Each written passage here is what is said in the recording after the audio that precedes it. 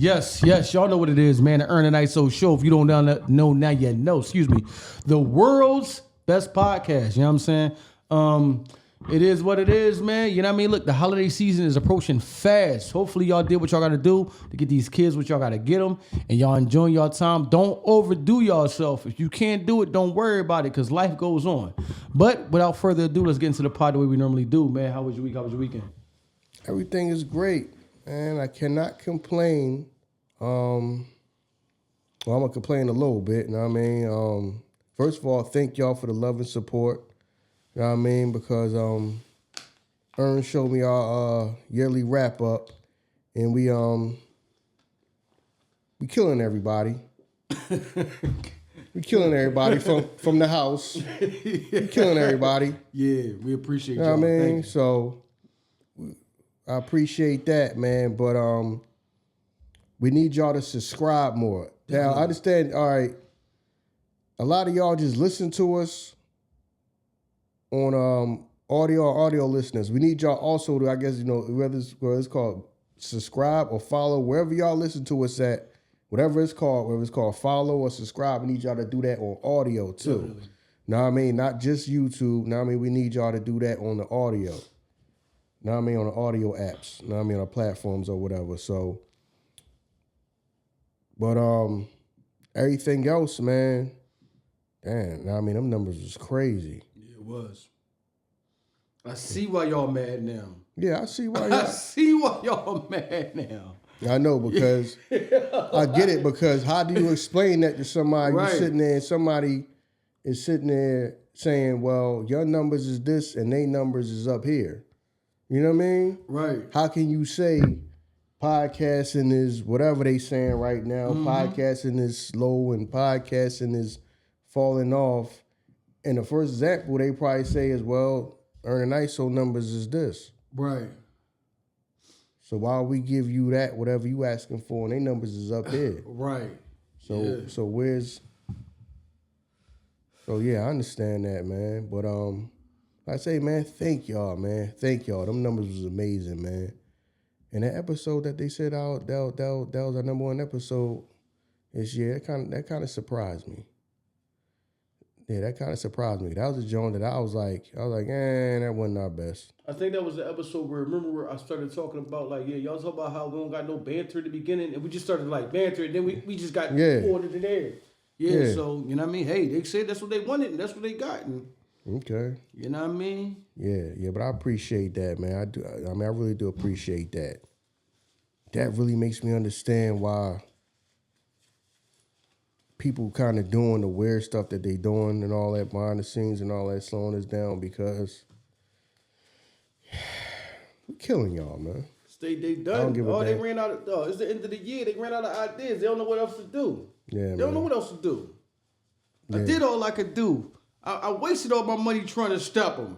Yo, keep going. Right. Keep spending your money, man. Keep going. Y'all not better than us, man. I don't care what your set looks like. I don't care how much money y'all put into it. Y'all not better than us. And that's letting people know that y'all too can start from the bottom. Y'all too can start. You can start in your room, in your living room, your house. You know what I mean? Everybody, I know some of y'all get on here and look at these podcasts, and these podcasts is in podcast studios, and everything just looks amazing and all that, and then ain't doing nothing. You can start in your house. We showing you that you can start from the house. You know what I mean? So, like I said, thank y'all, man. Them numbers is crazy. Yep. That is crazy. You know what I mean? I don't know if it's a podcasting is turned into like a feast or famine type of thing, but I'm glad we on the better side of it. You know what I mean? Y'all rock with us, and I appreciate that, man. That's why I thank y'all all the time, because as I can see with what's going on, y'all don't give a lot of people y'all time. Y'all don't. Yeah, but thank y'all for giving this to us. Right. You know what I mean? Because that's easier said than done to keep somebody's attention for an hour or two. I mean, it's easier said than it really is easier said than done. But anyway, of course, we gonna get into, of course, I had to take my time and watch the Diddy documentary. That's why I didn't just like run and try like do an episode like by myself and just throw it out. I mean, for like Friday or Saturday or something like that. I mean, I wanted to really take my time and watch it. I watched some of them Jones a couple of times. Some of the episodes a couple of times. I really took the time to sit and watch it. Not like, oh, I got it on, but I'm walking around and doing this and doing that, and I'm halfway paying attention and halfway listening. No, I really sat and it took me a while. That's why I had to sit and actually watch each episode, the whole episode. And I have, man, and here we are, man. Let me start by saying I can't front. Diddy was one of the main people to inspire me. That's not like my father, somebody I'm related to or something like that. Man, that like inspired me to go out there in the world and like try to accomplish something. Because he is. Like some people say, who's your main influence and all of that? I didn't really have like a main influence, like, cause like I said, I grew up with like, I grew up surrounded by a lot of men. You know what I mean? Men in my family, men in the neighborhood that I grew up in. But if you would quote unquote call him a main influence, that's not one of them people, he would be the first person. So I have no problem admitting that. I know some things that came out with that people don't look at him in the best light anymore, but that's not going to change. I can't act like all of a sudden I act like I just never was inspired or nothing by him. You know what I mean? I can't do that. So, like I said, I took my time and I watched them all. From jump. Let me start by saying this, because some of the stuff we're going to talk about, whether it happened back in the day or any time recent and all that, we're gonna be speaking on people, and I don't want to be disrespectful. My thing is, I'm talking about some people who done had children. I really don't worry about the actual person if I'm talking about the person, because we talking about whatever happened and what's going on. Some of these people, a lot of people had children, a lot of people, you know what I mean? Some of them gonna be speaking on some people who are mothers. And I know children don't be wanting nobody to be speaking about their mom, especially about stuff that should be grown folks' business that they shouldn't even be hearing about. Just like I wouldn't want to know nothing that was going on with my mom, you know what I mean? Some things is just grown folks' business. I'm a child. I don't know who, what, where, who she was doing something with and all that. I don't want to know and I don't need to know. That's just grown folks' business. So I apologize now, you know what I mean? Because those are people I think about. You know what I mean? I don't want to seem like I'm disrespectful with somebody's children, because at the end of the day, that's their mother. Whatever happened, whatever's going on, that's their mother. They probably don't want to hear that.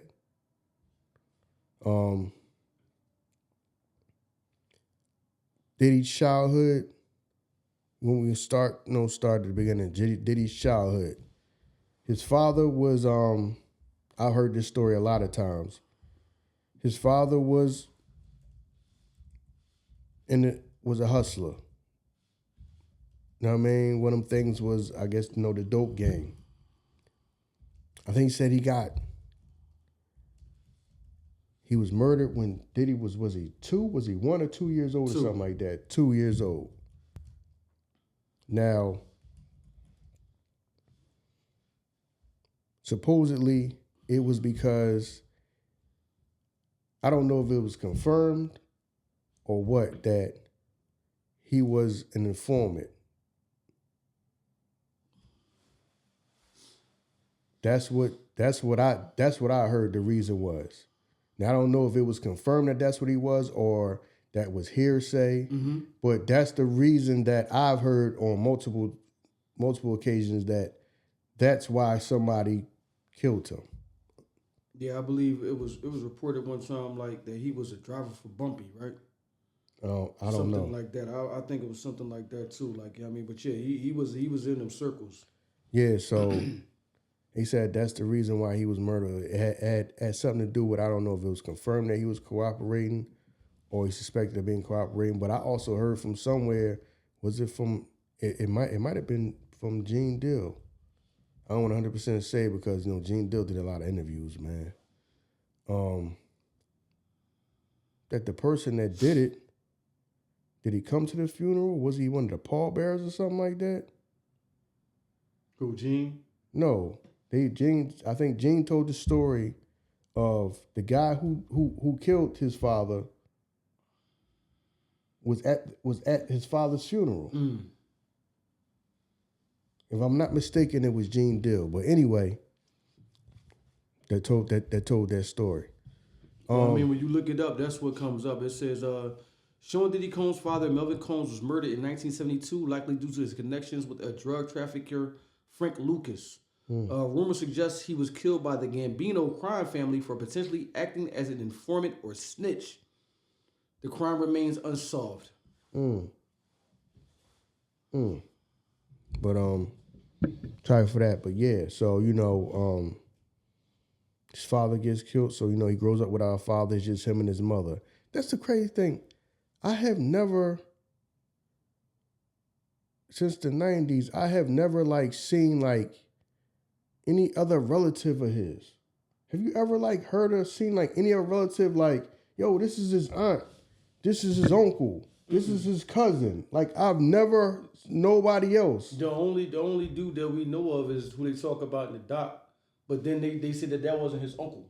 Yeah. I've always known him when I started watching documentaries because y'all got to understand, we not just the regular hip-hop fans. When I watch documentaries, he was always described as Puff's uncle. Right. But then when they showed the joint, like, that's not his uncle. I was like, oh, damn, I thought that was his uncle. You know what I mean? Yeah. That was connected to the Crips.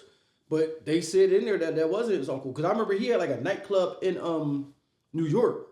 You know what I'm saying? So. Yeah. So I'm like, when you think about it, I never even put two and two. I never even thought about that, to tell you the truth. Yo, cause I'm like, when you think about it, I'm like, yo, other than his mom, when have you ever seen like anybody like?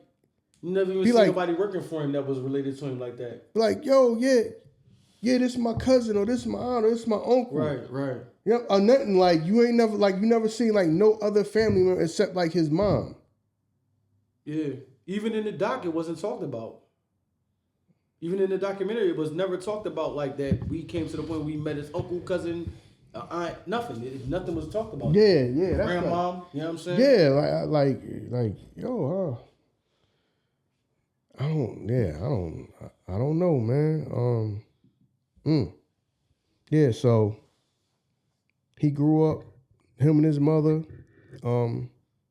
Yo, but did you hear how he talked about his pop though when he was in the joint? He was like, yeah, when I found out who he was, it like confirmed to me what I always thought, that my dad was a hustler. Like he wanted that to be true. Like, now I'm saying? Mm-hmm. Because like, yeah, I'm walking in the steps of my pop. And I was like, damn, I always thought that was kind of weird. Like, why would you even care? Because I mean, you are who you are. You know what I'm saying? Shut up. You don't want your pop to be no bum or nothing like that. But it's like, he's like, it always confirmed to me that my dad was who I thought he was. Yeah, so, because if you grew up around, you know, your mom and all these other people who were probably her friends and associates and all that, people who was associated with your father and all that, and they always probably speaking highly of him. You know what I mean? And then your mom probably speaking highly of him. And then now, yeah, that probably did make you feel good.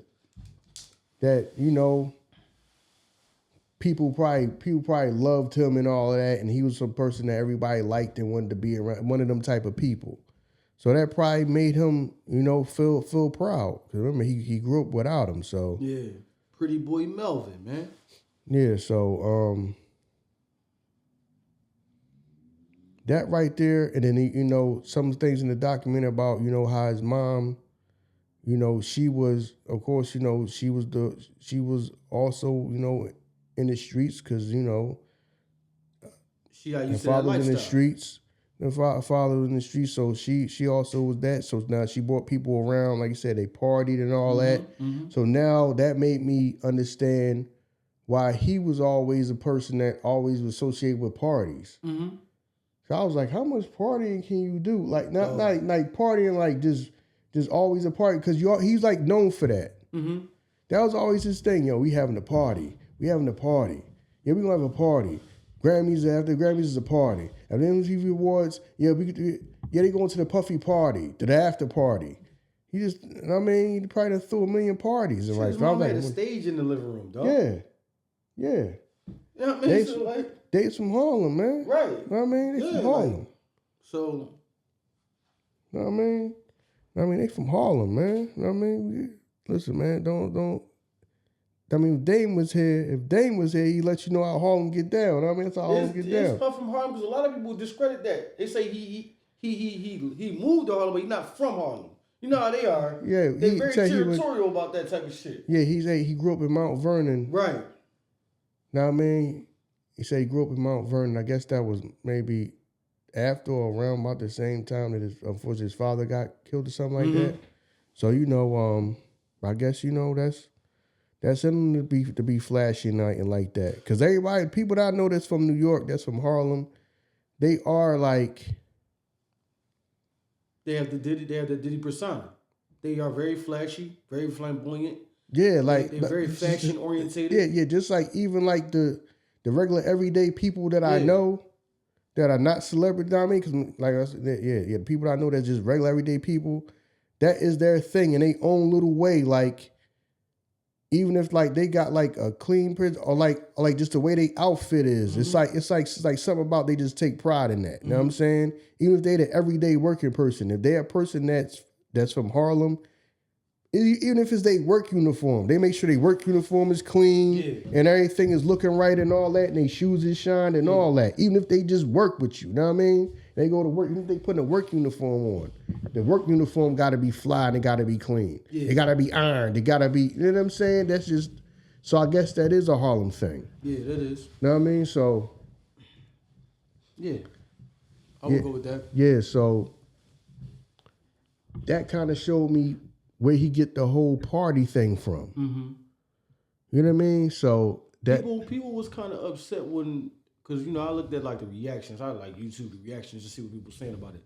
About how his mom dressed him up. Like, yo, why would she dress him up like that? To me, that's the same thing synonymous to how mothers dress their kids up now. Like, you might see a woman dress her son all up. Like, damn, why he done all up like that? Like, he about to go to the motherfucking, you know what I mean? But it's the same thing. I didn't see no difference in what mothers do now. A woman to dress her son up with some motherfucking Timbs. He be a Tyler. Timbs. The fucking chrome heart jeans type shit, like the same way. So I never saw no difference. I didn't see no difference in that from then to the day. He won a Spider-Man sweatsuit.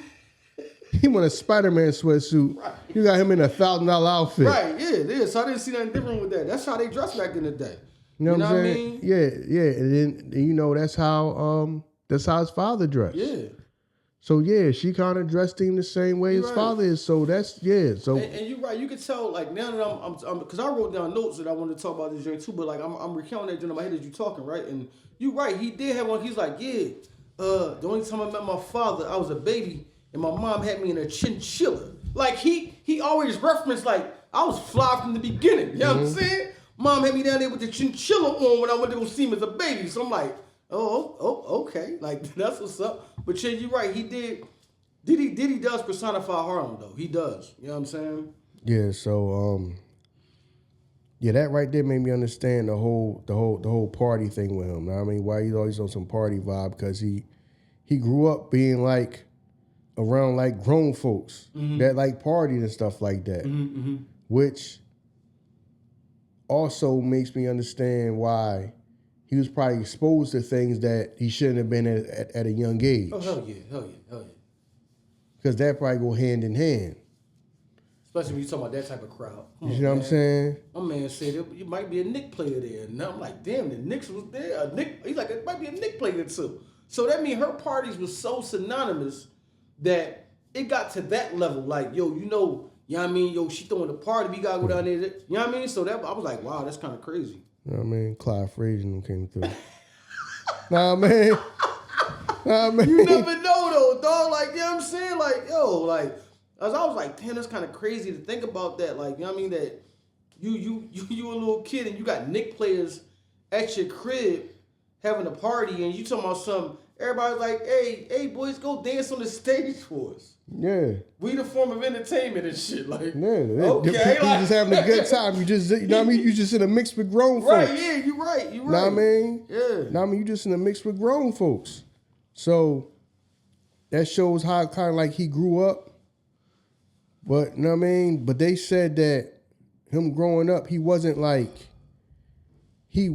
cool kid, they said.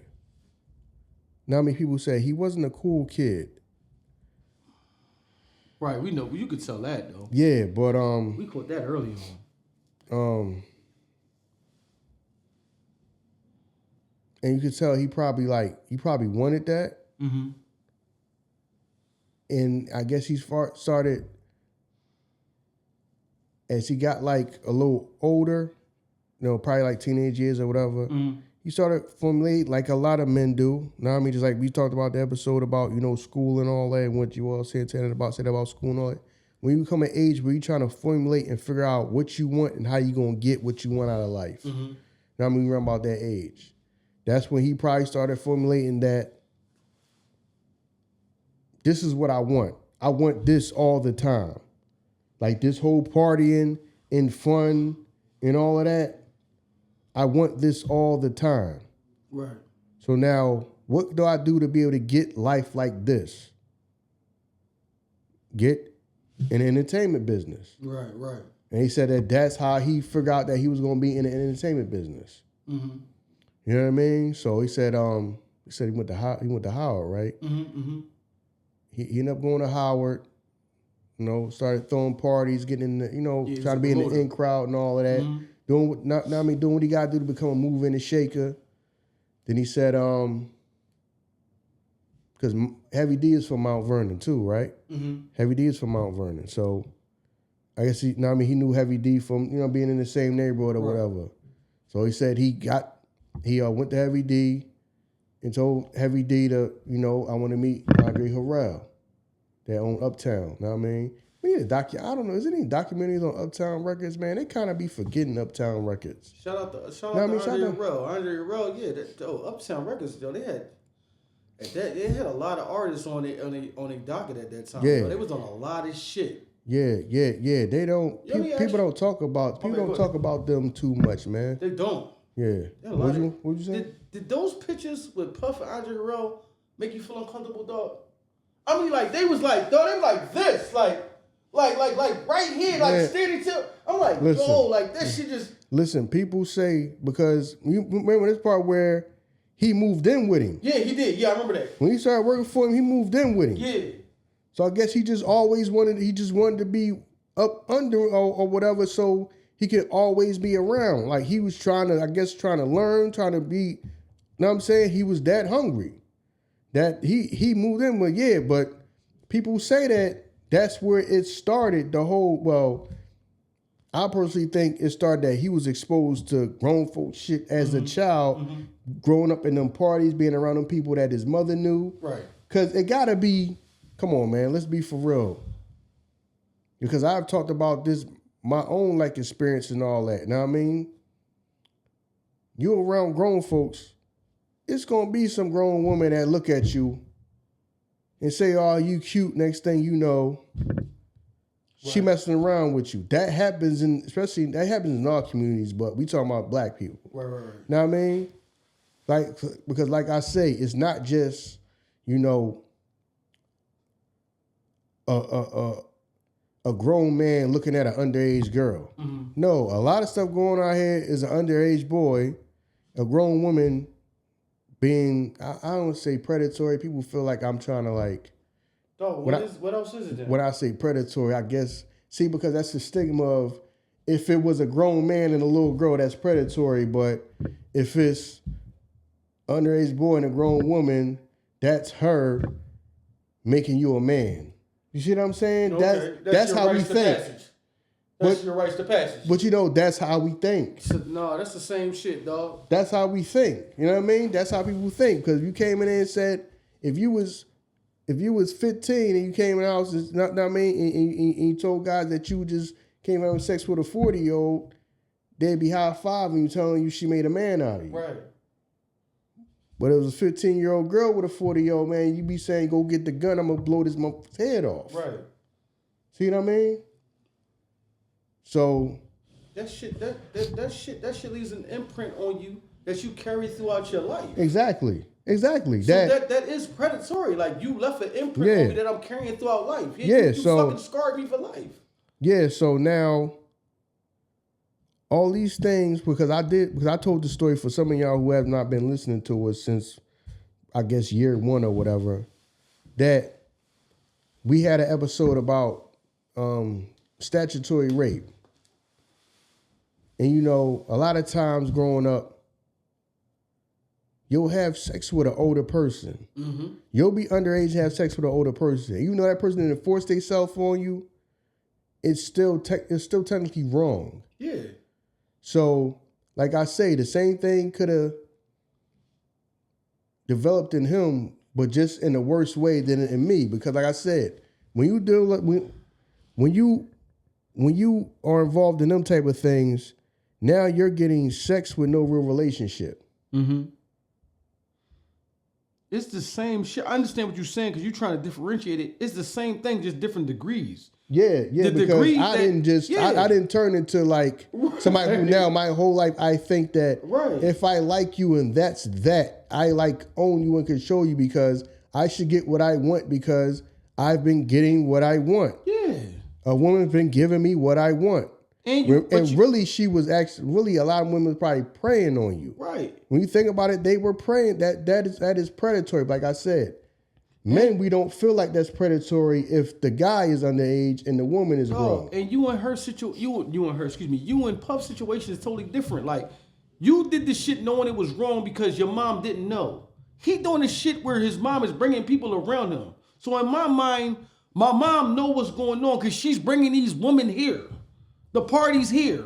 This shit is happening in my house. And then it's going to happen next week and the week after that. You doing this shit knowing, like, my mom wouldn't approve of this. Matter of fact, my mom might mop the floor with you if she knew. Mm-hmm. You know what I'm saying? So, yeah, he in his mind, this shit is right. And I'm going, next week, I'm going to pick out this one. He probably got a different chick every week that's there. He the star of the show. Yeah, so. Did we ever see Diddy take dancing classes? He learned how to Diddy bop dead, getting bitches. Diddy was Diddy. You know what I mean? I come out, you know what I mean? Oh, you tonight. Come on, man. Yeah, so. Come on, man. Let's be real. Yeah, so, yeah. That's why I personally think he learned that, some of that. His appetite grew right there. You know what I'm saying? So now, because that's a problem that a lot of people have, now you just having. It is. You're getting sex with no relationship. Mm-hmm. Yeah. And I think that's what, I personally think that's what happened to him. Mm-hmm. That he was exposed to grown folks' business as a kid, growing up. So now you taking that with you as you get older. Mm-hmm. And then on top of that, now you want to be in the entertainment business on top of that. So now, because people like, this is no disrespect to, Andre Harrell's family or whatever, but that, you hear about that all the time. People say like, yo, they was doing whatever, know what I mean? Grooming, I guess grooming him or whatever. People say grooming or whatever, but I'm just because I never knew that. Some of the stuff I some things I never. A lot of stuff I heard already. Some of the stuff I've never heard. Like I never knew that he like when he got to working for him, he just like went and just moved with him. Right. Moved and lived with him. I'm like, you run the label. I'm an intern, and I live with you. I live with you, and he's not the only intern there, because Uptown wasn't no small spot. You know what I mean? Even to the point where he was like, yo, this new group that I got, Jodeci, you in charge of them. You don't put an intern in charge of no group that. Yeah, but when you do that, but I guess he was probably the hungriest person. He talked about how like he would just run and just do anything he act. I mean, asked him, so, if you quickly showing that you probably the hungriest person, Right. You know what I mean? And you want it bad to the point that you up under me, the point that you living with me, you up under me, trying to, I guess, learn this business and get in this business that bad. So because and then what he did with Jodeci worked. Yeah, it did. Jodeci. Know what I'm saying? Yo, another thing, right? Because all right, we always go on to talking about how the first artist on Bad Boy was Mack, but then they said that the agreement that Andre Harrell made when Puff exit was you leave and you take Big. Yeah. Then I'm like, wait a minute. I never remembered that because we always remember Mack being the very first artist. But you saying when you leave, you take Big with you. So that would mean Big would be the first artist on Bad Boy. No, I don't. That's what I'm saying. I was like, yo, I never heard of that. Like, we always looked at Mack as the first artist. And then he found Big and Big came along. You know what I mean? That's why I was like, yo, this shit throwing me off because we've always heard it that way. Mm-hmm. You know what I mean? And then he was Andre Harrell, because Big was an uptown artist. Yeah. Big ended up going up. Yeah, Big was uptown artist because, you know, he got... he was uptown when he did the joint with Supercat, right? I can't remember, dog. I don't know. Okay, all right, go ahead. I don't know. Go ahead. Yeah, that's what I'm like, yo, what? That shit kind of threw me off with the information and shit. Yeah, because I guess because, you know, he did good with Jodeci. Right. Then he did good with Mary J. Blige. Yeah. And I guess when they promoted him, he went looking for, you know, a street rapper because, you know, you had a bunch of R&B on that label. Mm-hmm. Then you had Father MC. Yeah. You had Heavy D. So they was more like smooth, laid back type dudes. Yeah. You know what I'm saying? Yeah. Know what I mean? Shout out to Father MC. As Father MC don't get the credit, he made some dope records. Yeah, definitely. Know what I mean? Father MC get some dope records. I know everybody love Heavy D. You know what I mean? And we do love Heavy D, but Father MC made some dope music. He did. He made some dope records, man. And you know, he said that was the purpose of he wanted to find a dude that was more street. Mm-hmm. And they found Big, and they signed him, and I guess that, you know, he said that he ended up firing Diddy because he had Diddy, I guess, felt like his ego was getting too big and all this and that. Walking around the studio, working around the office, no shirt on. You know what I'm saying? Yeah, we heard all them stories a long time ago. Yeah. But I think that was maybe a way to continue to secure his own spot if I'm Andre Harrell. You know what I mean? Because it's the whole Star Wars thing, ruler two. You know what I mean? A person that has the power and the person that craves the power. It's the whole Emperor Darth Vader. Eventually, he's going to come for your spot. It's natural because you raised him. You kind of like raised him to be like that. Mm-hmm. So eventually, he's going to want to be the man. You know what I mean? Mm-hmm. So, and you never know who these other people that you're doing business with might look at him and say, well, he's the person that all the success y'all been having lately is because of him. So what we need you for? You never know. You never know what situation it is. Know what I mean? If somebody can be kicked out or knocked out they spot or what. Mm-hmm. So they saying that when he let him go, he told him, you can keep Big because Big is your artist. Right. And I personally probably think that Andre Harrell probably like, man, he on some street shit. I don't want him around no way. Mm-hmm. You know what I mean? I basically got an R&B label. And the rappers I do they got an R&B type vibe. Right, they do. So this ain't even like the place for him. So you can go and take him. Even though at the time, I don't think he had nowhere to take him. No, he didn't, because Bad Boy wasn't created at the time. See what I'm saying? So that to me seemed like, all right, let me get him out of here, because now at this point, he gonna be naturally, it's kind of like manifest destiny. Eventually, he's going to grow and grow and grow and grow until he might take my spot. Or he might have everybody here on his side, and now whoever we doing business with is looking like, well, he the man over there now. Everybody follow behind him. Let me get rid of this. Let me get rid of you. Right. So I think that was the reason. To me, I think that was the reason behind it. But you know what I mean? I'm just saying. He ends up going with Clive Davis gives him a label deal. Right. Know what I mean? So they saying that, all right, Andre Harrell told him about the business. And this is the thing. Even though we giving Uptown Records Day props, we need to. This is the thing about the music business, dog. The music business been, doing people wrong and taking advantage since before hip hop even existed. True. Because my thing is, because they even said it in the documentary, I think Kirk Burrows said this in the documentary, like, no, he learned how to do contracts like that from Andre Harrell. Exactly, and Andre Harrell learned that from somebody else. So my thing is like, all right, you representing as like a black label that's like signing younger artists that's like doing well and all this and that.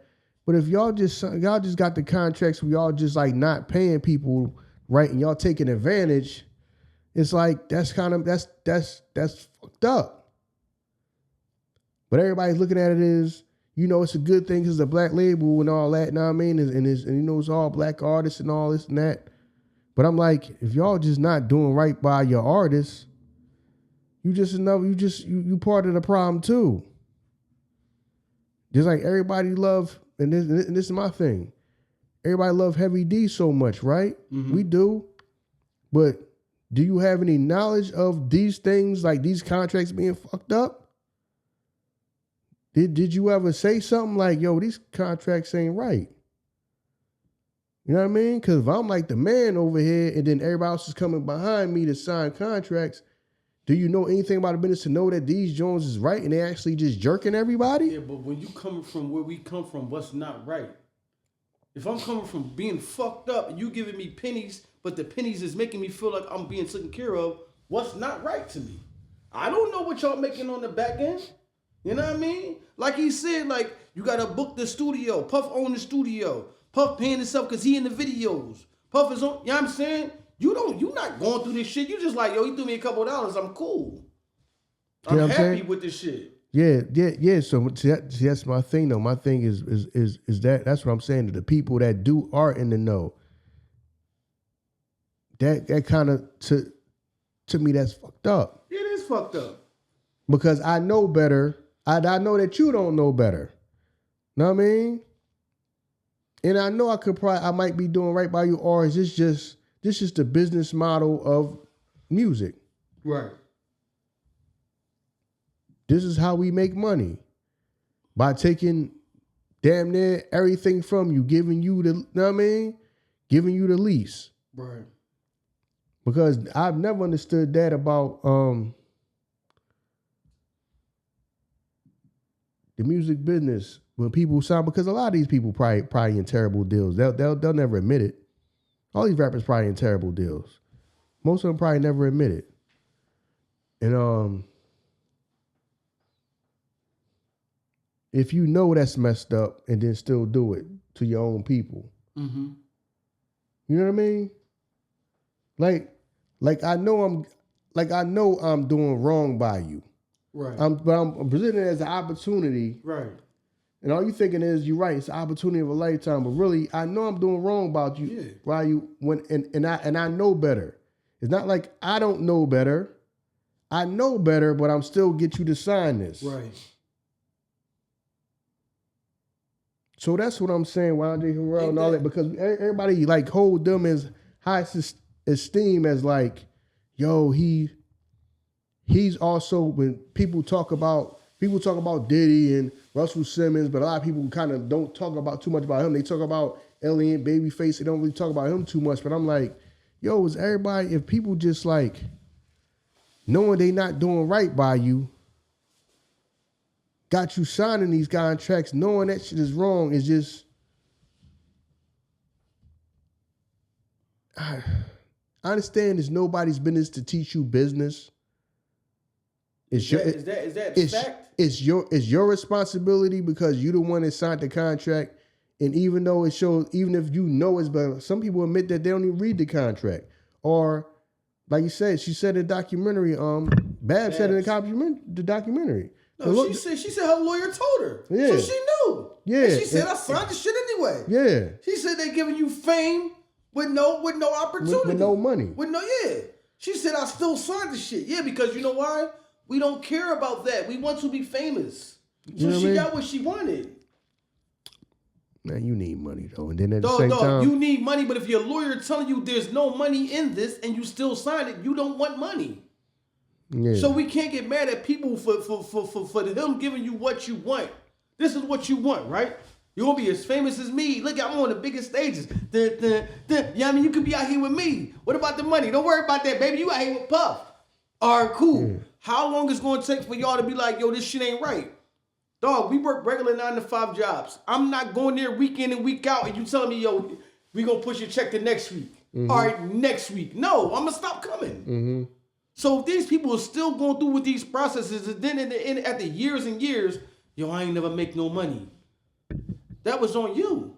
Right. You want me to be mad at him, but you continued to go through this shit day in and day out and didn't make no money. That was on you. He wasn't right, but you wasn't right either because you continue to go through this shit. You wouldn't go through this shit nowhere else. I remember back when I was younger, and some people that I know, friends of mine, they rap. Right? So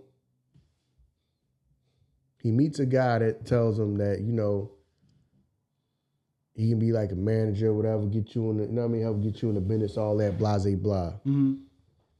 Tell him, you know, my man tell him that, you know, we gonna all meet up, you know, and talk to you.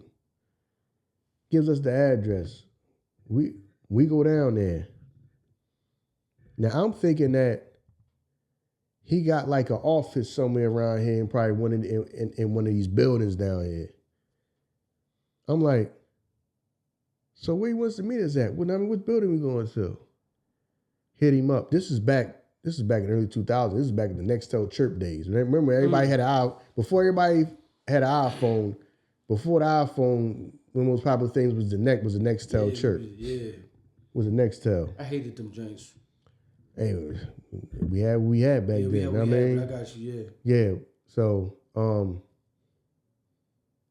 he tell us, me at the McDonald's. I'm like, at the McDonald's?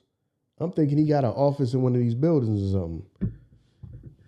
You going to sit down in McDonald's. This is how I know the music business is crazy. He goes, first of all, he hops off the bus. Y'all witness this. He hops off the bus. Okay. He hops off the bus.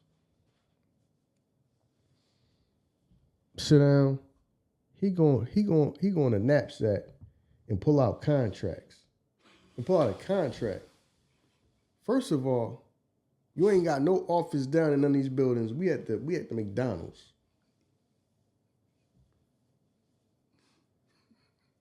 So my man, my man rap. So, he trusts my opinion. He like, yo, what you think about this? Because he's sitting there, he reading it. He passed it to me. He's like, read this, tell me what you think about this. I'm literally sitting there reading in front of the man. The man sitting there telling him, giving him the whole spill. I know this person and that person. I know this person and that person. I got this person's phone number, that person's phone number. I'm sitting there reading these contracts. I'm like, yo, you got a contract? I told him to the dude face. I said, I wouldn't sign this right here. I wouldn't sign it. For one, man hopped off the bus. We meeting at the McDonald's. Then you pull up. Man, this was young me. If I talk on this crazy mic the way I do now, go ahead. You imagine when I was 20-something? Yeah. That's when I was like 20, 21? Yeah. I knew I'm you. like, go ahead. Yeah. I'm sitting here reading this joint. I'm like, you trying to get my man to sign a contract like now, like dead when we was there the first meeting. Yeah. The first meeting. Try to get him to sign a contract. That's why I knew the music business was crazy. And I'm looking at him like, nah. I'm like, nah, if I was you, I ain't signing that right now. He giving you a whole spill. I'm like, man, yo, you gonna think about it. Tell him you gonna think about it. Man, as soon as that man left, I said, man, get the fuck out of here. He got us down here meeting at the goddamn McDonald's. Got you meeting at the McDonald's. On the first meeting, he pull out contracts to try to get you to sign some damn paperwork. First of all, you gotta have a lawyer look at that. Yeah. I'm like, you gotta have a lawyer look at that. Facts. Two, and I'm just saying, I'm like, yo, I'm not in the music business, bro, but I'm like, we could run it past my cousin, because my cousin, you know what I mean? My cousin at the studio and all that. I'm like, about him, or we can have him get a lawyer, like an entertainment lawyer or something like to look at that. I'm like, that's why I was telling him, like, don't sign that shit. He passing him a pen. Fuck out of here with that. You crazy? I don't know anything, but I knew something was off. He came ready to go. He came ready, yeah. Contracts in the pen, he gonna need this. You sign up, you get Big Macs after that. You know what I'm saying? on who? Because you came on a bus. We drove here. You came on a bus. You know what I'm saying? Yeah, we going, like the fucking man gonna sign. He gonna have the McDonald's birthday party here for him. Call Grimace. He signed the papers. Right. Call Grimace over here. Fucking hamburger on them coming from out the back. No, we couldn't get Ronald. He said yes. We couldn't get Ronald. We got him. We got Grimace. And the bitch that was the bird. What was her name? The bitch that was the bird? What was her name? I don't know. Right. You know what I'm saying? God damn, we ain't got Ronald. We ain't got fucking, at least got Mac and cheese. What was her name? What the fuck was Grimace? No, what was he? I mean, at least you knew his name. Yeah, we knew his name. What was he? But all right. He was a drop of jelly. Then the bitch that was the bird. Then you had fucking Mary McCheese. Yeah, baby. Yeah. And that motherfucker just disappeared. Yup. Motherfucker whole head of fucking cheeseburger. Mary McCheese. That shit went from all of them to just Ronald said, listen, I ain't paying these motherfuckers. Yeah. Look, it's too much work. It's just me. Look. Y'all taking up space. Right. He did the shit out of the motherfucker. Right. Yo, Ronald McDonald did the shit out the rest of the motherfuckers. Yo, y'all out of here, dog. Like, you know what I mean? we got the Ronald McDonald house. Like, right. y'all services no longer needed. Right. For what? Hamburglar. Yo. Man, cheese and shit. Said, I'm loving it. Hell yeah. You know what I'm saying? But Did yeah. the man ever sign with the boy though? Fuck no. Oh, I just didn't know if he didn't sign right there or if he waited till later. Fuck no. That was red flags went off in my head. I'm like, what? Yeah. You know what I mean? So I already knew the music business is crazy. First thing somebody try to get you to do is sign something. Right. That showed me right there. Kind of like you in. That showed me right there. Try to lock you in. So that's how I'm saying, like, we giving credit, but if you know that your business model is fucked up, Mm-hmm. now I mean, we have a success making you stars, but then this is the thing about the music business, because once I started like doing all right in real estate, I'm gonna realize, like, if it's my deal and I put the deal together, I get the most out of the deal. Mm-hmm. The music business is the exact opposite. It's your deal, you get the least. Yeah. Everybody making more money off you than you making. You know what I mean? I kind of do understand the music business though because of that though. Like even though it's your deal, you ain't paying for no studio time. You ain't paying to get these motherfucking CDs pressed up or done, artwork or nothing. So, you know what I mean? It's those things that go into it on why you ain't putting up no money. If this shit go right, then, you know what I'm saying? But like how DMX say, like, all right, I do all that, and I still don't get shit. I still do what I'm supposed to do. Yeah, You know what I mean? No, that's know what I mean? that's You crazy. betted on me, and then the shit, and shit out. won. Yeah, you right. And I still don't get shit from y'all. Right. Yeah, you right. That's something crazy. Yeah. You know what I mean? So, yeah, man, that fucking business model is basically, the music business model is basically kind of like extortion, dog. Mm-hmm. You know what I'm saying? And it always has been. Like I said, it's been like that before hip hop. Everybody's like that. It's not just, they don't just do that to hip hop. But hold on, it's damn near everybody. We've been hearing this story for years. Has it been ever a time where it was like a fucking a lack of people that wanted to be musical stars though? See So what I'm they saying? know that they still flock to do that. Exactly. It's always it ain't gonna never be no shortage of people that Right. want to be famous, that want to be on TV, that want to be known, that think that that's gonna change their life. So it's never gonna be a shortage of that. Never. Even with you knowing the information that you know now. Yeah. So I'm like, but yeah. So okay, Bad Boy jumps off. Mm-hmm. He gets a Clive Davis, which I've heard stuff about Clive Davis even since when I was younger and I was around people in the music business. Now, I mean, not to say somebody else's sexuality is anybody's business, but yeah, but that's rampant throughout the music industry. Yeah. We heard that with a lot of motherfuckers, Yeah. though. Know what I'm saying? yeah. So now they saying that that's where he learned his business tactics from Andre Harrell and Clive Davis. So he take Big with you, but his first hit is Craig Mack Flavor in Your Ear. Yes. And even Mack's wife said that Mack wasn't getting paid. He said this motherfucker was number one going around from spot to spot, but not getting paid nothing.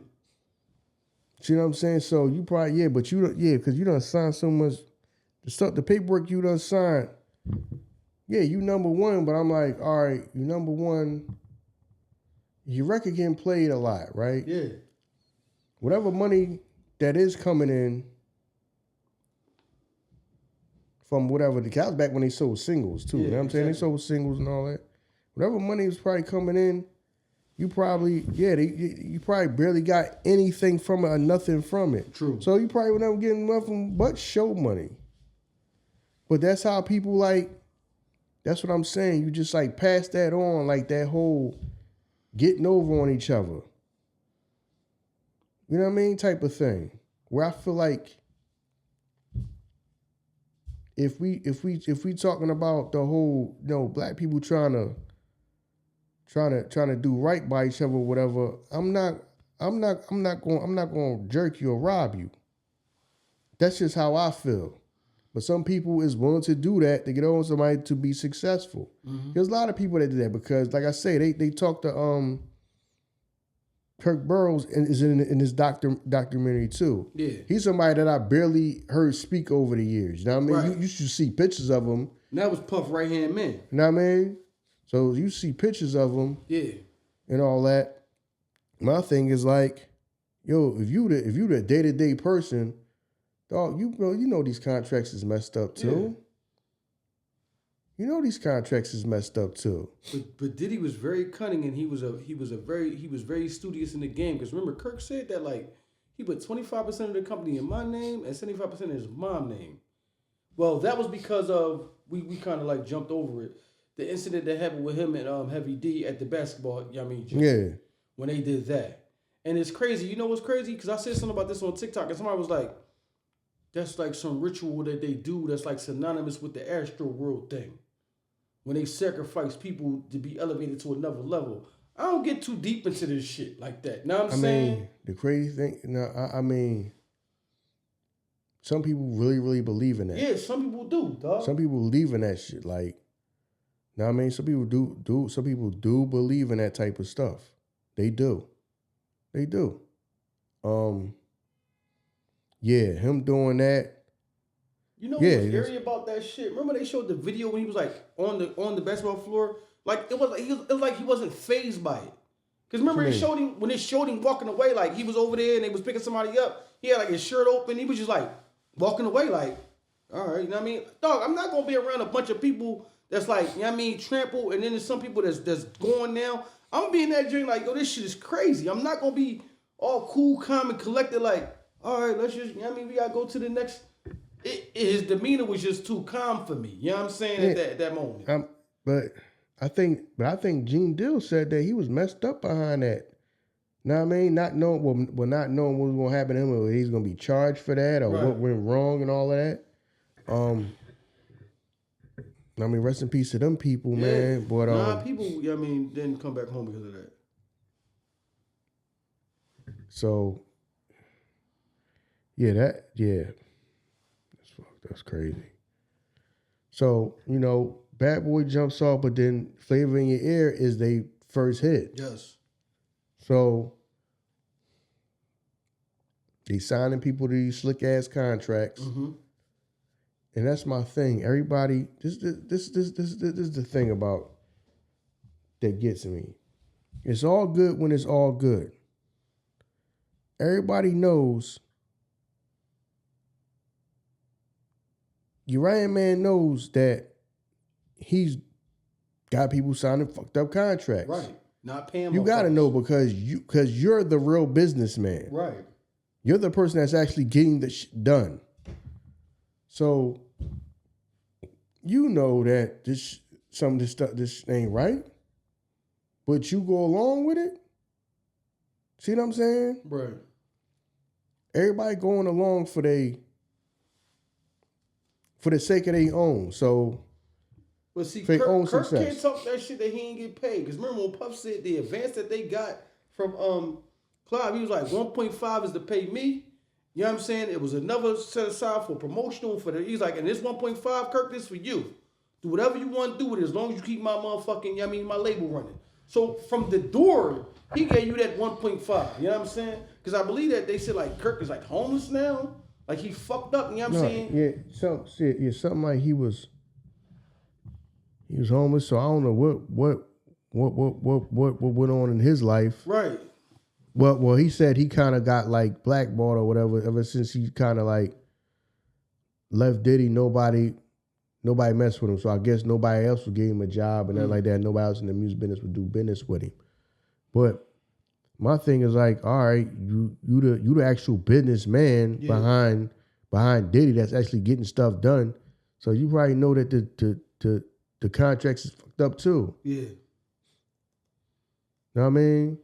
So then they do their thing. Know what I mean? Flavor in Your Ear becomes they first hit. Yes. Know what I mean? And then they actually said Big Joint was a slow burn though. Know what I mean? It didn't like come out. It wasn't like, of course, Juicy wasn't as big as Flavor in Your Ear. And I mean, we love Juicy, but Flavor in Your Ear was their number one hit. Mm-hmm. So now you got Big in them, and then, like we talked about before, but he said that, they had him in some stuff that was like signed away publishing. So that's why Big was kind of like slick with what I guess Big caught on quick, or somebody might have schooled him to, that's why I kind of like, he did the same thing essentially like Puff do, put it in other people's names, or say somebody else wrote the song when he really wrote the song. So that way, I guess Big was a fast learner. So I guess Big was a fast learner in that business. Like, okay, just the games they playing, okay. Now I mean, I can play that game too, so I can keep someone actually get paid too. Right. So, just the thing, it's kind of like the whole. This is the thing. I don't want to say I'm tearing down the black labels. You know what I'm saying? Like I say, Uptown, Bad Boy, but like, you signing people to fucked up contracts though. See what I'm saying? It's not like, it's the white man that signed him to a fucked up contract. Right. I'm another black man, and I know. Especially if I know that you don't know. Right. Right, you're right. I know better, and I know that but I know that you don't. And I just take advantage of that. To me, that's what it feels like. I'm taking advantage of you. Cause I'm one of them people. I feel like karma is real. You know what I mean? The world is round for a reason. I can't say I know I'm getting over on you. I know that you don't know no better. You here for opportunity. You don't probably know nothing about the music business. You just want to be in it and want to, you know what I mean? You want to rap or you want to sing and you want to do your thing. And I know better, and I'm gonna sit here and I'm gonna have you sign this messed up contract. Right. So that's my whole thing with it. My whole thing with it is not just him. It's a lot of people that we looked up to and held in high regard. True. That know they signing people to them fucked up contracts. True. But talking about black excellence and we all need to stick together for something. Whole time, all them people, a lot of them people that we looked up to were saying that stuff. They know they signing people to fucked up contracts, man. But a lot of people, like you already said, they had the background of the musical background. Like, you know what I mean? Andre had the musical background, so he knew he learned that from somebody. Puff learned that from somebody. But the people that didn't, like the Master P's, there's never been nothing said about him robbing nobody. You know what I'm saying? He just knew him taking care of my people. Suge Knight, even Suge, like, I'm going to take care of my people first. So they didn't have those musical backgrounds, but they thing is like, yo, I'm taking care of my people first. You know what I'm saying? Even Russell, like, has there ever been anybody that said Russell did him wrong? You know what I'm saying? So there are the people, the handful of people that we could say fucked over the people, you know what I'm saying? But there's a lot of people that we could say did right by people. You know what I mean? Even Jay Prince. You don't never hear nobody like come out and say like, yo, he did me wrong in this drink. So it's a lot of people, a lot of those black labels that did right by people. Yeah, so I mean, shout out to them. Yeah. But I mean, back to this. Yeah, so Bad Boy start, and I heard Mark Curry say this on the documentary.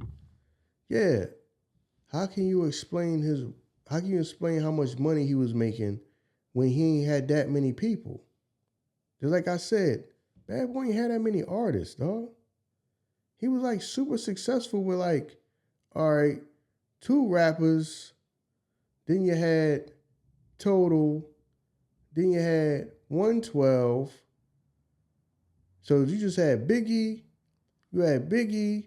Craig Mack, Faith Evans, Total, and then you had 112. Like you ain't had like, and then you had Mace, and then but they said Black Rob got signed. Well, they say Black Rob got signed. I heard somewhere Black Rob got signed before Mace, but I guess Black Rob's still running out there in the streets. So I guess, you know, you was probably like, all right, man, when he ever get his mind right, want to come make the music, he can make it. Or whatever, I guess. You know what I'm saying? So, but my thing is, that made me think of it because I've been saying, I'm like, yo, they didn't have a lot of people in their heyday, bro. Because he was like, how do you explain your wealth when you ain't even had that many artists? And I'm like, damn, he damn sure didn't. But my thing is, if you got the people that got the hits and then you got them in so much the paperwork that you just making damn near a whole bunch of money off of them because you probably not giving them nowhere near nothing what they should get. Yeah, because you ain't even say the locks. See what I'm saying? Right, you're right. You know what I mean? Because that was, yeah, because, yeah, you're right. For Puff for his economic status to grow so fast, you're right. And I think at the time we don't think about that because we just looked at Bad Boy as a label as being successful. Yeah. And because we synonymously, you know what I mean, we think Bad Boy, we think Puff. You know what I mean? You think that he should be successful because we think the label's successful. Even though the work that's being done is not being done by him. Mm-hmm. It's being done by the artist. Mm-hmm. But when we think Bad Boy, we think Puff. So we like, yo, Puff should be rich because this. But then you look at somebody like Craig Mack. Mack fucked up. You look at somebody like Mace. Mace had to fight his way out the deal and fight to get his money. You know what I'm saying? G-Dep, Black Rob, like all these names, you know what I mean? Loon, like all these names of these people who came and gave you hits. And at the time that they gave you hits, your fame rose and rose and rose. And it seemed like at the time, we forgot about them and it was on to the next person. Mm-hmm. He damn near used people with stepping stools. As a step ladder to keep going up. You know what I'm saying?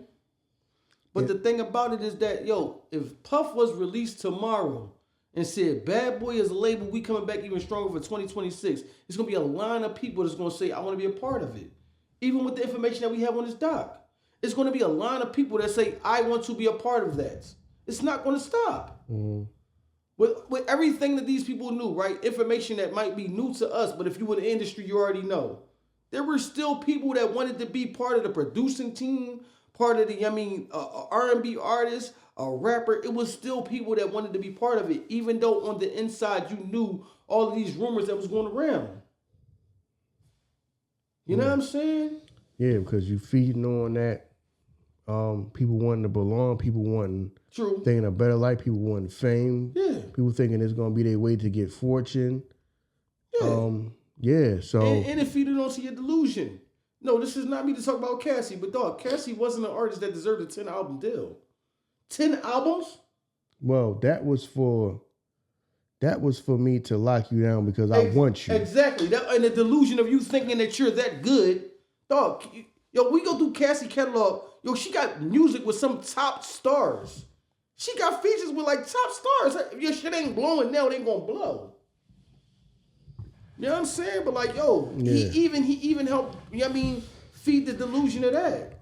A 10-album deal? Yeah. I'd be like, yo, I ain't that goddamn good. No, my thing, I'd be like, a 10-album deal, why the fuck I'm staying in the same place for 10 albums? Who else gonna give you a deal, dog? How fucking long I'm about to be in this joint? Fucking 50 fucking years? The fuck? Yo, that's what I'm saying. Like, yo, he was very smart early on. And as time went on, he only got smarter. He only got better at hiding what he needed to hide and exposing to you what he needed to expose to you. So if early on when I start the company, I'm telling my man, yo, Iso, we're going to put 25% in your name and 75% in my mom's name. And you're like, damn, this your shit, though. Yeah, but we just going to do it like this. If I'm that cunning from the beginning, and as time going, I'm only going to get better, come on, man. You know what I'm saying? Like, me, myself, though, I'm going to say like this. Like, as far as how I view Puff, I can separate the man from the fucking, from that. So to me, Puff will always be what Puff is in the music to me. Mm.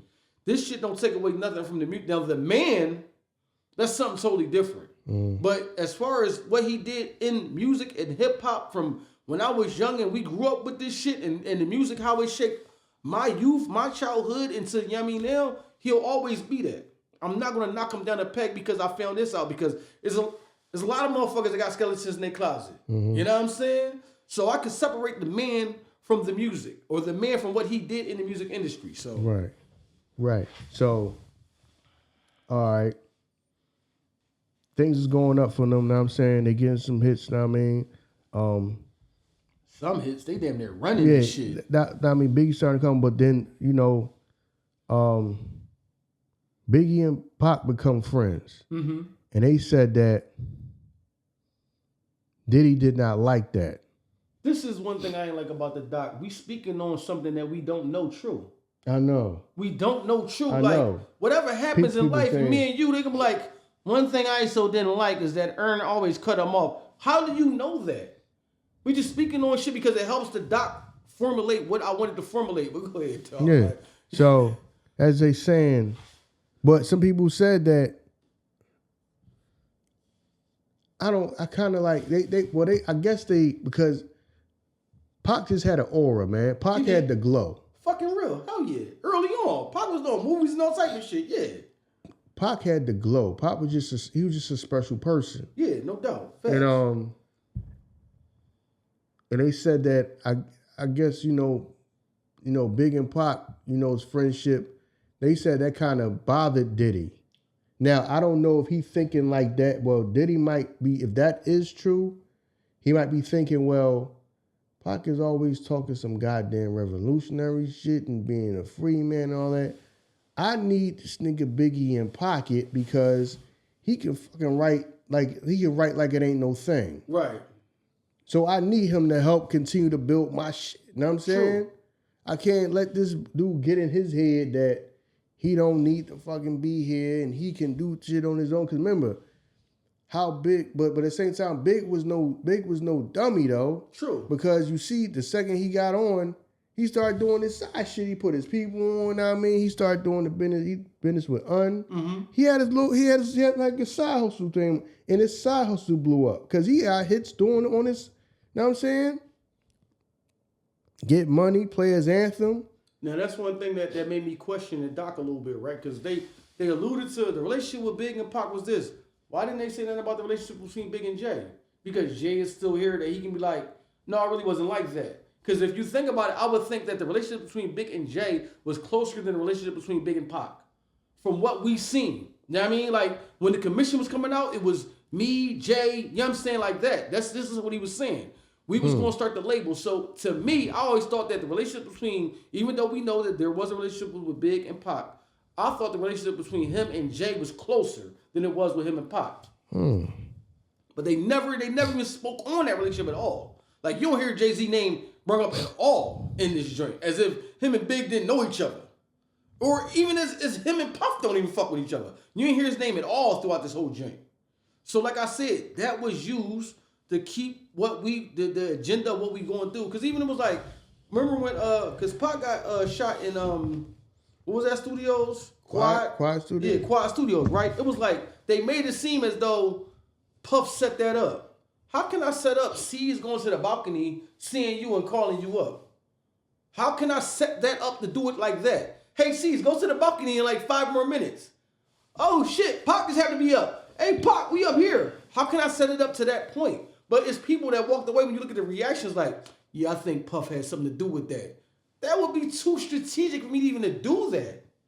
I know at this time, Pac would be walking down the street. Yo, C's, go out there right now and then call him. That's too hard to even work out. But whatever though, like that's what I said. Like the doc was done in a way to draw a light on people to look at this person in a certain type of view. So you know what I mean? Like that's why for the casual hip hop fan, not like us, the people that was really entrenched in this shit, you would look at that coming away one way. Like when I look, I'm like, yo, why wouldn't they talk about the relationship he had with Puff? I mean, with Jay. That relationship, now I can see me say like, Puff didn't like that relationship also, and like he didn't like this relationship, because I would believe that. I would believe he wouldn't like that relationship more than this because they was trying to go solo. They were trying to start their own deal. I mean, their own label. So if I'm Puff, that's the relationship I don't like. Fuck if you cool with him. Y'all cool. Y'all just vibing over here. He not really trying to start no label with you. This motherfucker trying to pull you over there and make side money. But, you know what I mean? Yeah, but people were saying that, everybody was saying that, Diddy kind of wanted the spotlight for himself, though. But you need the label for your success. But then you start having some success that you wanted to be an artist too.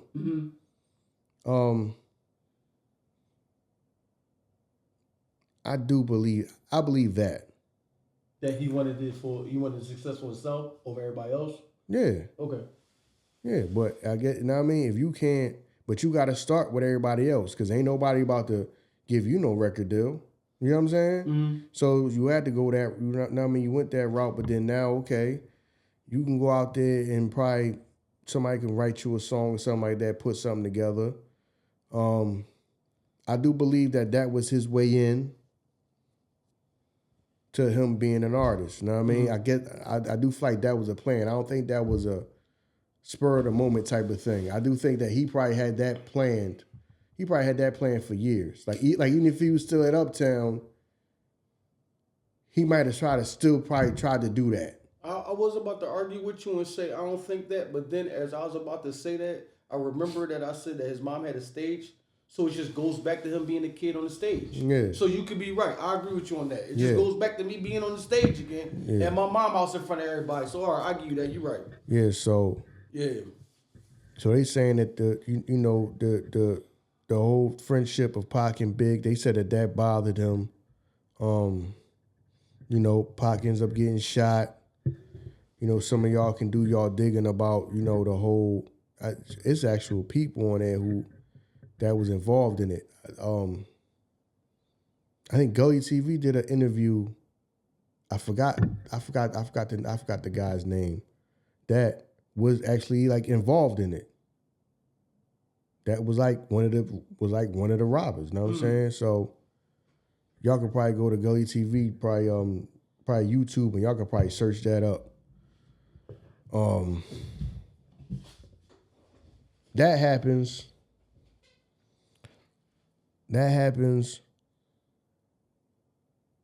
Pac blames them. Mm-hmm.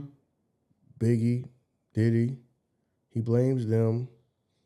Then the year after that, Source Awards happened. Yep. You know, crazy thing is I remember watching that.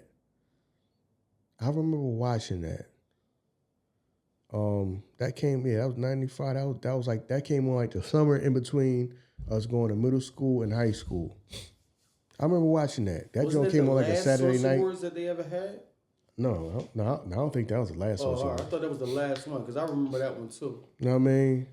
I remember actually watching that. That's the one with everybody wild out though. Like, we making it seem like just the East and the West wild up. That's the same joint where Andre 3 Stacks was like, the South got something to say. Yeah, that's the one everybody was wild out. Yeah. Like, you know what I'm saying? So I was like, okay, everybody bugging out this joint. All right, I got it. Yeah, because you just, you know what I mean? You just getting forgotten about it amongst what's going on with them that ain't nobody really paying attention that y'all actually, you know what I mean? Y'all actually dope, which they was dope. You know what I mean? My man put me on the family house. up there, like, South got something to say. I'm like, all right. Yeah. Yeah, because remember, like, people like didn't, like, if it wasn't from like over here, if it wasn't from like New York, Philly, or Jersey, nobody cared. If it wasn't from like California, Los Angeles, or maybe like the Bay Area over there, nobody cared. True. Know what I mean? And the only people that people like kind of like respected was like Scarface and them. Mm-hmm. So if you wasn't them, they looked at you because I remember my man put me on the Outkast, listen to Outkast, and people was looking at me like you was crazy. Like, yo, what, like where they from? They from down south somewhere. What you listening to them for? Know what I'm saying? What you listening to them country niggas? What you listening to a bunch of country niggas for? Dog, you didn't even listen to it yet. You don't even know what they sent.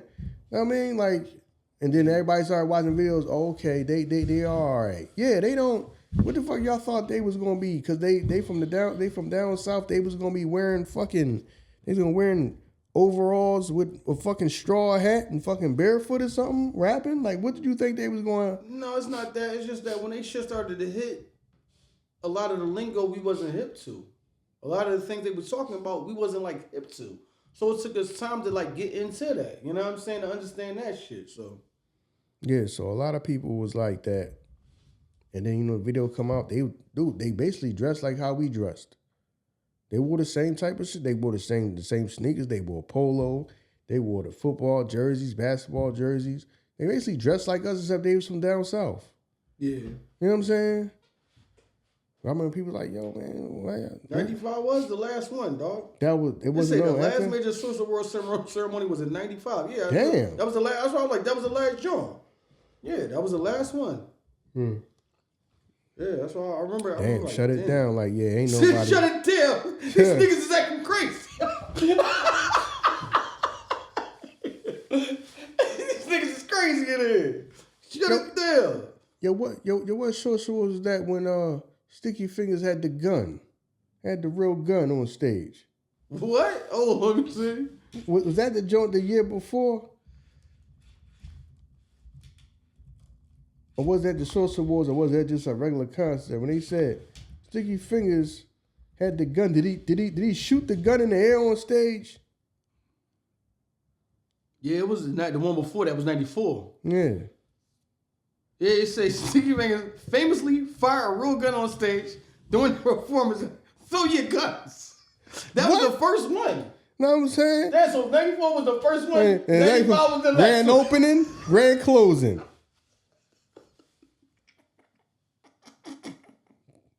We can't have nothing. Sick of these niggas. We can't have nothing. Damn. 94 is the first one. 95 is the last one. We only had 2. All right. They bringing guns to the first one. We gonna give it one more time. One more time. You know what? Yo, I'm done. I'm done. We gave y'all another chance. I'm done. Oh my God. We done. Grand opening, grand closing. First one, Sticky Fingaz busting the gun on goddamn stage. The next one, East and West in here going at it. I'm done, man. I'm done. They go I'm crazy. done. I'm done. Not to mention Snoop and them were formed at the 95 jank, but this Snoop Right. went up in there like, you don't got no love for Snoop Dogg? Right. Well then fuck y'all too. I'm like, yo, these niggas is, I remember, yo, you're right. I remember watching that shit as a kid like, yo, they bugging out right now. Like, Damn. Can't have nothing. you know what I'm saying? You wanna come, you don't want the executive dancing all in the videos. Come to Death Row. Yeah, that was the time where I guess Suge was. They ain't give a fuck. They came off the plane with an agenda, dog. Yeah, like yo, we can't. It can't be no peaceful coexistence. I gotta try to show, yo, I'm number one. You know what I'm saying? Yeah, he wanted. He remember Status that was the claim time that he wanted to start Death Row East. So let me start the, swipe some of these artists from over here, let them know, that we run business better than they do over there. So if y'all don't want to do this, and then Puff on his Puff, I am the executive that they talked about in the, we all have love. No, we ain't trying to hear that shit. Yeah, but damn, dog, you was but then come to find out, Suge said that. Then come to find, maybe he knew something we didn't know. Like he was charging motherfuckers to be in video. I ain't asked your ass to be in my video. Dog. You know what I'm saying? You charging me to be in your video. Dog. So maybe Suge knew that, went up there, was like, Yeah, you ain't gotta worry about the executive producer when he Dance all in the videos, dance all on the record, on the videos, dancing. Yeah. Come to Death Row. Remember that joint when Mark was like, he was like, yeah, Diddy, at the, it was rumored that Diddy put the hit on him. He was like, fuck is this nigga talking about? When he was on the chain, like, I put $1 million in the nigga ear. Yeah. What the fuck is this nigga talking about? But yo, I guess the breadcrumbs was always there. We just never followed him, yo. Hey, listen, man. The breadcrumbs was always there. Yeah, but the Source Awards happened. Yeah. Source Awards happened at a time where fucking Bad Boy damn near ran New York too. So you come to New York talking that shit about them, like they damn near ran New York. You know what I'm saying? Yeah, so the Source Awards happened, and then they said the Source Awards happened. That famous Source Awards happened. They said the incident happened when, was that Suge's best friend that got killed, or you know what I mean? Yeah, that was Suge right hand man, the boy Jake, right? Yeah, so they didn't say Puff. Well, I remember this because we watched documentaries outside of this shit. They didn't say the security guard that did it, but the boy, his name was Wolf. Like, I don't think that was that was Wolf that shot the boy. That it was Wolf that shot him. No, I didn't hear that. I heard that it was somebody else. It was some dude that I guess was Jamaican or something like that. I didn't hear it was Wolf. I mean, I didn't hear it was Wolf. I heard that the whole thing started between, I guess, Wolf and the guy Jake or whatever, or Sugar or that, over like some women or something like that, or certain woman or something like that. And because also again, Gully TV talked to Mark Curry, this might have been a couple years ago, and he tells the story of when that happened, and Suge grabbed Puff on some using you as a human shield type shit, because the nigga might shoot me next. He just shot my man. You know what I mean? He just shot my man in front of everybody, like it wasn't no thing. So I'm like, where that come from? That a nigga walk up and just, I'm just going down him for something. I'm saying I'm just going down this nigga for somebody else. You know what I mean? That, you know what I mean? That when he described the situation, I'm like, I guess he's trying to hold his man down. I think he knew Wolf, the guy that Pop Jake knew. I got you. All right. Know what I mean? And then because that's when he tell his story about Suge like grabbed Puff. Yeah. It was like holding him. When he shot him, his first instinct was to grab him. That way you turn the gun on me. Now I mean you gotta shoot this nigga first. Yeah. So they said Diddy was calm in that situation. Like, yo, calm down, Playboy, it's gonna be all right. It's gonna be all right. Like I would be like, the fuck do you mean it's gonna be all right? Calm down, Playboy. It's gonna be all right. Just chill out. Chill out. Yeah. So. Yeah. So that right. So that happens. So now it's the whole. Because they saying that's what started the whole thing. They call it East Coast, West Coast. It's like that, and that's my thing. They drag both coasts into that because everybody trying to show love to they people. So, because really it was just a goddamn Suge Knight P. Diddy fucking thing. Yeah. And then the people that would trickle down from there because, like I say, man, let me get into this for a minute. A lot of this shit comes from fucking with women. True. A lot of shit wasn't even about money. It wasn't even about y'all being the best. You know what I'm saying? We trying to be the number one label. A lot of this shit you find out as time go on, you find out a lot of these stories, a lot of people was just beefing over chicks. Mm-hmm. Beefing over women. Beefing over women. Like, but then everybody want to act like that shit don't mean nothing.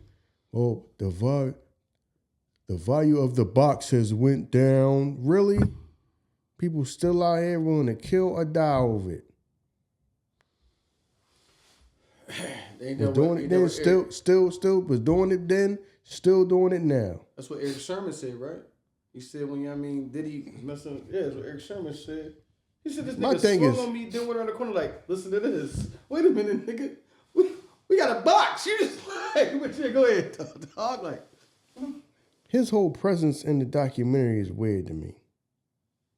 That kind of threw me off. I'm like, then he kept saying like, Misa's like just an acquaintance of mine. Yeah.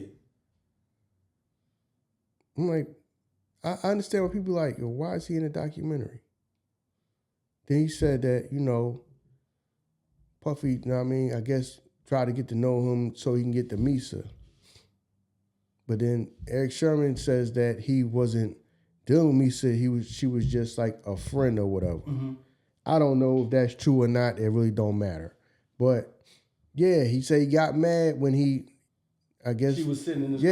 Yeah. She was sitting in his car. Yeah. And said, yo, try to swing on him. All his feelings over. Listen. Yeah, and then he was like, yo, we got to go rumble. But then get in the car, we're going to go around the corner. For what? We're going to rumble here. Right. What he said? I'm not getting in the I'm not getting in the car. For one, I just swung on you. True. I'm not getting in the car with you. True. To go nowhere. We're going to rumble. He said he's in the car, went around the corner, he was like, listen to this right here. Because he probably never mind. You know what I'm saying at the end of the day, yeah, because he probably a massive manipulator, man. Know what I mean, man, never mind all that. But then you let it go, man. What you think it is? Never mind with all that. You started it, like you spoke on me, like yeah, you right. Yeah. Know what I'm saying? So I don't know why Erick was throughout the doc like that. As like one of the people that like sat down right there, like I don't know. Maybe it was somebody that they could just reach out and talk to. I don't know. Yeah, I don't. Whatever. But yeah, they said that because he talked back. They said back when he was at Uptown, he was trying to get at Kim Porter then when Kim Porter was I'll Be Sure's girl. Yeah. So he was talking to her she every worked at day. Uptown too. Yeah. Now she worked there. So hey man, it's some men out here that women would do what they gotta do for a woman. Really would do what they gotta do. But then that also ties into I understand the whole thing with the whole red pill thing of trying to like what it originally stood for. It kind of like try to give you like some insight and know-how to not just life, but also women. It just turned the whole something totally different. Because people want to act like that shit don't mean nothing and a woman ain't got no value. Bro, people, look at all this shit that these motherfuckers did over women, dog. True. For women. True. So let's not act like they have no value. We got to keep it real. These motherfuckers is powerful, famous, And these motherfuckers is in their feelings over women. Mad at each other for hitting each other's chicks. Mad at each other for thinking you hitting the chick. You know what I'm saying? Not liking each other. Fucking 30-something years later. Damn near 40. You know what I'm saying? Fucking 91, 92. Erick Sherman just in a documentary. That shit been on your goddamn, might have been on your mind for that long. Probably. So I'm like, yo, what is he doing in the documentary?